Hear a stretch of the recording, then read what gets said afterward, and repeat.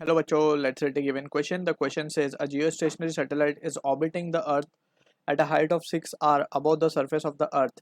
The time period of another satellite is 3.5 r from the center of the Earth is, where r is the radius of the Earth. Option 1 given a 2 root 2 hour, option 2 given a 5 root 2 r, option 3 6 root 2 r, option 4 3 root 2 r.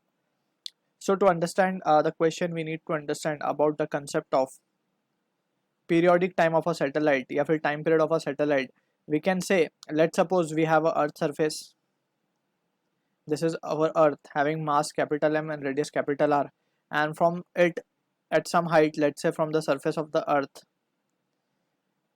एक satellite जो है वो revolve कर रही है, right, in a circular orbit. So we can see कि ये satellite के पास must be having some critical speed, that is VC, so that it can complete the critical speed. Basically क्या होता है, the minimum speed in the horizontal direction that must be given to a satellite so that it can complete the, or we can say so that it can orbit around the earth. ठीक है. So this is what the critical speed is. So according to this we can write critical speed can be written as 2 pi r by t, where r is the distance, that is ये वाला distance की बात कर रहे हैं, where r is capital R plus h, small r is r plus h. ठीक है. Upon the एक कंप्लीट मीन्स रेवोल्यूशन के लिए उसको जो टाइम लगेगा वो टाइम पीरियड को करस्पॉन्ड करेगा यहाँ पे. ठीक है.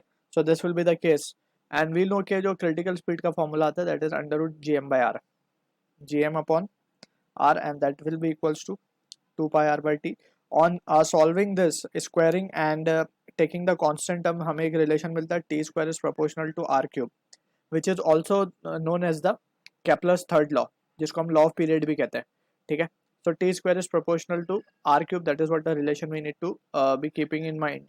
अब यहाँ से we can see geostationary satellite की बात हो रही है. So we know for a geostationary satellite इसका जो टाइम पीरियड होता है वो होता है 24 आवर्स. इसके बारे में हमने पढ़ा हुआ है, दैट इज 24 आवर्स होता है. It always stays stationary with respect to earth. ठीक है ना. रेवोल्यूशन, सेंस ऑफ रोटेशन, सब कुछ अर्थ की तरह ही होता है इसका. ठीक है ना. दैट इज 24 आवर्स में एक रोटेशन ये कंप्लीट करता है, ये एक रेवोल्यूशन कंप्लीट करता है around the earth, and we can say earth जो है वो रोटेट होता है 24 आवर्स में. सो अब यहाँ से वी नो के जो टाइम पीरियड है वो ये है, उसकी जो हाइट होती है वो 36,000 किलोमीटर अप्रॉक्सीमेटली होती है फ्रॉम द अर्थ सरफेस. अब from this we can say हमें टाइम पीरियड तो पता है इसका जियो स्टेशनरी सैटेलाइट का. दूसरी जो सैटेलाइट है उसका टाइम पीरियड हमें फाइंड करना है. इसकी हाइट हमें गिवन है, इसकी height from the surface of earth given है, दैट इज एच हमें गिवन है 6 r. तो यहाँ से हम स्मॉल r की वैल्यू क्या निकाल लेंगे, 6 r plus centre of the earth, ये वैल्यू, क्योंकि स्मॉल r क्या है हमारा r प्लस h है. So this will be equals to 7r from centre. So that is what the important thing we need to be clear with.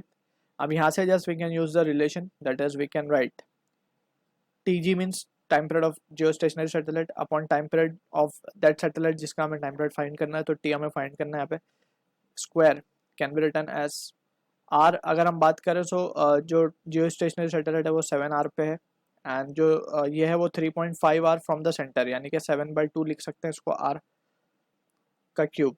So from here we can say tg upon t will be equals to 7 तो r 7 cancel हो जाएगा. सो ये 2^3/2 हो जाएगा. 2 का cube करेंगे तो 8 का रूट लिया जाएगा. So it will be equals to 2√2, right. So further if on simplification we can say therefore t की वैल्यू क्या आ जाएगी हमारे पास,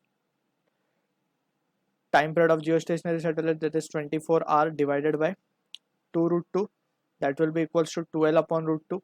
12 को हम लिख सकते हैं 6 इंटू 2, और 2 को लिखा जा सकता है, इसको हम इस तरीके से लिखेंगे 6 इंटू √2 का square upon √2. So finally we can say जो टाइम पीरियड की वैल्यू आएगी it comes out to be 6√2 hours. So this is the answer to the question जो कि मैच हो रहा है ऑप्शन 3 के साथ. I hope you understood the solution. All the best.